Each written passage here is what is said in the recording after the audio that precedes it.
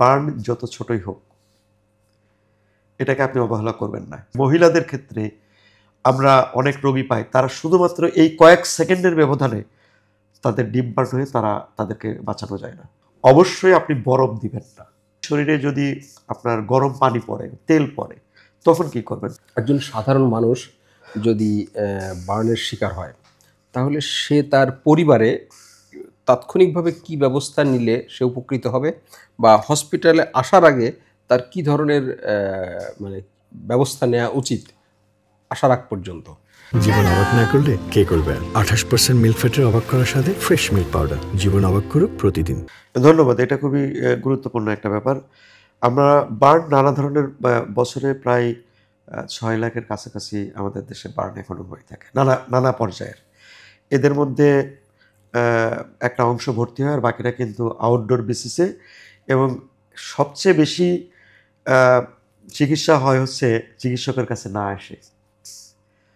তো এই জায়গায় এই পেশেন্টগুলো নিয়ে আমরা খুবই ঝামেলায় পড়ি।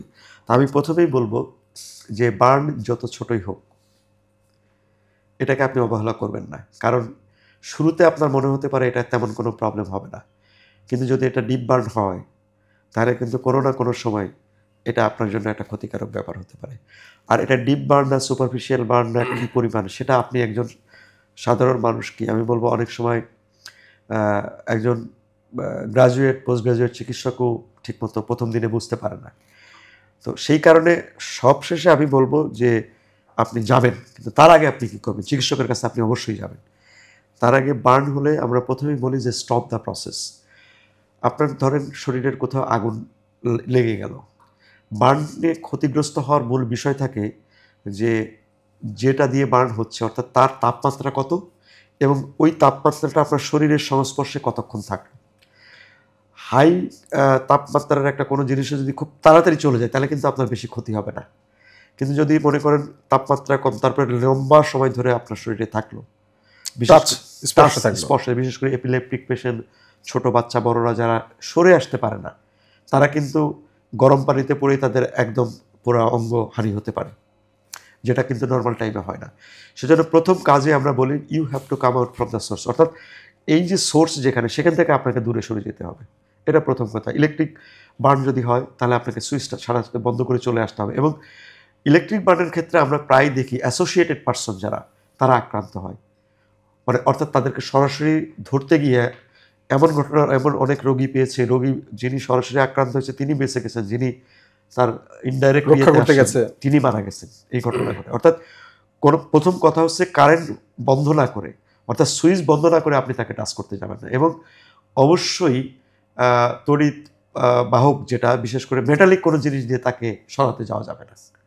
এবং মেটালিক জিনিস দিয়ে, বিশেষ করে বাড়ির ছাদে যে কাপড় শুকায়, এরা কিন্তু ইলেকট্রিফাইড হয়ে যায়। এই মেটালিক জিনিস দিয়ে এটা ধরতে গিয়ে বেশিরভাগ বাচ্চারা কিন্তু আমাদের কাছে আসে, তাদের হাত, বিশেষ করে হাতগুলো অনেক সময় আমাদের আসলে দেহ থেকে বিচ্ছিন্ন করে ফেলতে। এটা খুবই দুঃখজনক একটা ব্যাপার। অর্থাৎ ইলেকট্রিক বার্নের ক্ষেত্রে এই সতর্কতাটা আপনার অবলম্বন করতে হবে। দ্বিতীয়ত, যদি আগুন শরীরে লেগে যায় তাহলে আপনার কী করতে হবে? আপনাকে দ্রুত এই আগুনটা নেভানোর ব্যবস্থা করতে হবে। কীভাবে করতে পারেন? যদি আপনার কাছাকাছি কোনো ভারী কাপড় থাকে সেটা জড়ায় দিলে আগুনটা নিভে যাবে। কারণ আগুন জ্বলবে, অক্সিজেন ছাড়া কিন্তু আগুন জ্বলবে না, এবং একটা কম্বাস্টেবল একটা ম্যাটেরিয়াল থাকতে হবে। তো অক্সিজেন আপনি যখন বন্ধ করে দিচ্ছেন আগুনটা নিভে যাবে, এবং নিভে যাওয়ার সাথে সাথে বাই দিস টাইম আপনার যে শরীরের পরিধেয় বস্ত্র সেটা তো হিটেড হয়ে গেছে, সেটাকে আপনার ফেলে দিতে হবে, অবশ্যই ফেলে দিতে হবে। এই ক্ষেত্রে বিশেষ করে মহিলাদের ক্ষেত্রে আমরা অনেক রোগী পাই, তারা শুধুমাত্র এই কয়েক সেকেন্ডের ব্যবধানে তাদের ডিপ বার্ন হয়ে তাদেরকে বাঁচানো যায় না। এটা খুবই গুরুত্বপূর্ণ। ইনস্ট্যান্টলি আপনাকে একেবারে মানে আগুনের সোর্স থেকে আপনার শরীরের স্কিন ডিরেক্ট কন্ট্যাক্ট থেকে আপনাকে দূরে যেতে হবে। তারপরে সাথে সাথে আপনাকে, যদি আপনার বাসায় শাওয়ার থাকে, শাওয়ার ছেড়ে দিয়ে তার নিচে দাঁড়িয়ে যেতে হবে। যদি না থাকে বালতিতে পানি নিয়ে ঢালতে হবে। অবশ্যই আপনি বরফ দিবেন না। অনেকেই কিন্তু একেবারে ফ্রিজ থেকে বরফ দিয়ে ঘষতে থাকে।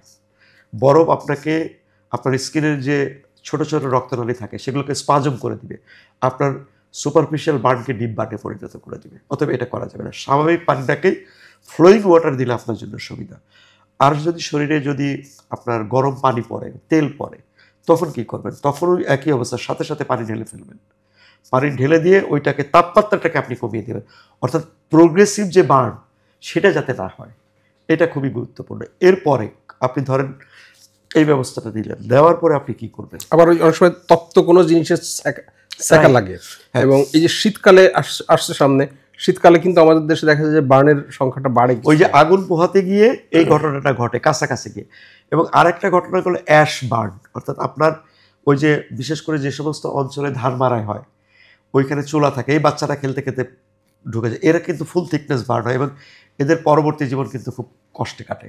তো এই জায়গাগুলোতে যে ঘটনায় ঘটুক আপনার বেসিক প্রিন্সিপাল হবে কি, আপনি আগুনের জায়গা থেকে দূরে থাকবেন, আগুনটা বন্ধ করবেন, তারপরে আপনার শরীরে আপনি পানি ঢালবেন, পানি ঢেলে আপনি কাপড়, একটা শুকনা পরিষ্কার কাপড় দিয়ে পুরো ঢেকে ফেলবেন। আপনি কিন্তু খালি গায়ে যাবেন না, তাহলে যদি বেশি মাত্রা, কারণ আপনার শরীরের ত্বক তখন চলে গেছে।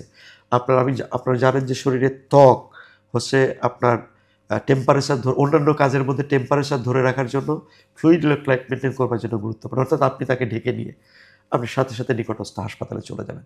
আপনার যদি মাইনর বার্ন হয় তারা দেখে আপনাকে চিকিৎসা দিয়ে বাসায় পাঠিয়ে দেবে, যদি মেজর বার্ন হয় ভর্তি লাগে আপনাকে ভর্তি করবে। এবং সাথে করে আরেকটা ঘটনা ঘটে, এটা আপনি প্রশ্ন না করলে বলি, যে ধুয়ে টুয়ে ধোয়ার পরে সমস্ত জায়গাতে ডিম, পেস্ট, কাদামাটি পর্যন্ত লাগানো হয়। এই কাজগুলো কিচ্ছু করা যাবে না। যদি বাসায় বার্নল বা সিলভার সালফার ডাইজারের কোনো কম্পোনেন্ট থাকে, ইভেন ব্যাক্টোসিন থাকে, পমিডন আয়োডিনের কোনো অয়েন্টমেন্ট থাকে, আপনি ওষুধগুলোর নাম যদি বলেন আর কি। আমরা সিলভার সালফার ডাইজাইন একটা এসএসডি নামে পরিচিত, বিভিন্ন কোম্পানি কেউ সিল ক্রিম, কেউ বার্নল, নানা নামে বলে, এটা একটা ইস্যু। আবার ব্যাক্টোসিন টাইপের অয়েন্টমেন্ট কিছু আছে, পমিডন আয়োডিনের কিছু অয়েন্টমেন্ট আছে, নানা নামে পাওয়া যায়। এগুলো প্রাইমারিলি দেওয়া যেতে পারে যদি আপনার বাসায় থাকে, কিন্তু এই জিনিসগুলো বাসায় থাকলে আপনি দিতে পারেন। আদারওয়াইজ আপনি না দিয়েই করে আপনি চলে যান কাছাকাছি নিকটস্থ জায়গাতে। এবং আরেকটা জিনিস, যে জিনিসটা আমি বলতেই পারি, সেটা হচ্ছে যে ধরেন রংপুরের মতো কোনো একটা জায়গায় হলো, সেখানে চিকিৎসকদের উদ্দেশ্যে আমি বলতে চাই, আপনাদের কাছে যদি কোনো রোগী যায়, যদি মনে করেন যে একটু বেশি বার্ন আছে, তাদেরকে আপনারা একটা ফ্লুইড দিয়ে, অর্থাৎ একটা স্যালাইন দিয়ে পাঠাবেন। যদি কোনো মেডিকেল কলেজ হাসপাতালে দূরের 1 ঘন্টা 2 ঘন্টার পথে যেতে হয়, এই বাই দিস টাইম 1 ঘন্টা 2 ঘন্টার সময় যদি তারা কোনো স্যালাইন না পায়, যদি একটু মেজর বার্ন হয়, তারা কিন্তু শকে চলে যায়, বার্ন শক, সেটা থেকে ছোট বার্ন বড় হয়ে যায়, সেটা তার মৃত্যুর কারণ হতে পারে। এটা যারা প্রাইমারি হেলথ কেয়ার প্রোভাইডার তাদের জন্য এই মেসেজটা।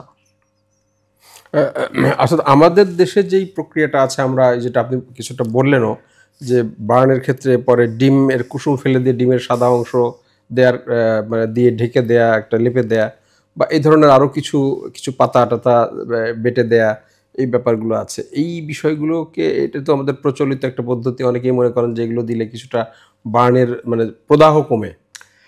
না, এখন প্রদাহ কতটা কমবে তার থেকে বড় যে জিনিসটা, সেটা হচ্ছে যে আপনি প্রদাহ কমার জন্য, অর্থাৎ তাপমাত্রা কমার জন্য একটা সুদিং ইফেক্ট হিসাবে জ্বলতে থাকে, সেটা সুদিং হিসেবে হয়তো অনেকে কেউ মনে করতে পারে, কিন্তু এর মূল জায়গাটা, ক্ষতিগ্রস্ত জায়গাটা কোথায়? আপনি যে স্কিনটা আপনার পরিষ্কার করার পরে বোঝা যায় এটা পরিষ্কার করতে কষ্ট হয়, এবং বাই দিস টাইম এটা প্রেশার ক্রিয়েট করে সুপারফিশিয়াল বার্নটাকে ডিপ বার্ন করে ফেলতে পারে। সুতরাং হ্যাঁ, আপনি হয়তো পেন কিলার দিয়ে নিতে পারেন, সাথে সাথে একটা বেশি জ্বললে একটা পেন কিলার দিলেন, সাপোজিটরি অথবা মুখে খাওয়ার যাই দিলেন, কিন্তু এটা আলটিমেটলি আপনার উপকার করবে না, বরং এটা ক্ষতিই করবে। সুতরাং এই ব্যাপারে মানুষের ট্র্যাডিশনাল যে বিশ্বাসী থাক না কেন, এটা আপনার কোনো উপকারে আসবে না, বরং ক্ষতি করবে। এই জায়গাগুলো থেকে আমাদের অবশ্যই সচেতন থাকতে হবে। ধন্যবাদ ডাক্তার নাসিরউদ্দিন। প্রিয় দর্শক, আমরা এতক্ষণ দেখছিলাম জাতীয় বার্ন ইনস্টিটিউটের সম্মানিত ভারপ্রাপ্ত পরিচালক প্রফেসর ডাক্তার নাসিরউদ্দিনের বক্তব্য। আমরা মূলত এই মাইলস্টোন ট্র্যাজেডি নিয়ে কথা বলেছি, বাংলাদেশের চিকিৎসা ব্যবস্থা নিয়ে কথা বলেছি, এবং পোড়া রোগীর প্রাথমিক চিকিৎসা নিয়ে কথা বলেছি। আপনারা যারা এতক্ষণ শুনলেন, আপনাদের সবাইকে ধন্যবাদ জানাচ্ছি। আপনাদেরকেও ধন্যবাদ যারা শুনলেন বা শুনবেন, এবং এটাতে যদি আপনাদের কোনো কিছু উপকার আপনারা পান, তাহলে আমি অবশ্যই কৃতজ্ঞ থাকবো আপনাদের কাছে। আপনাদের সবাইকে অসংখ্য ধন্যবাদ। জীবন অবাক না করলে কে করবে? 28% মিল্ক ফ্যাটের অবাক করার সাথে ফ্রেশ মিল্ক পাউডার। জীবন অবাক করুক প্রতিদিন।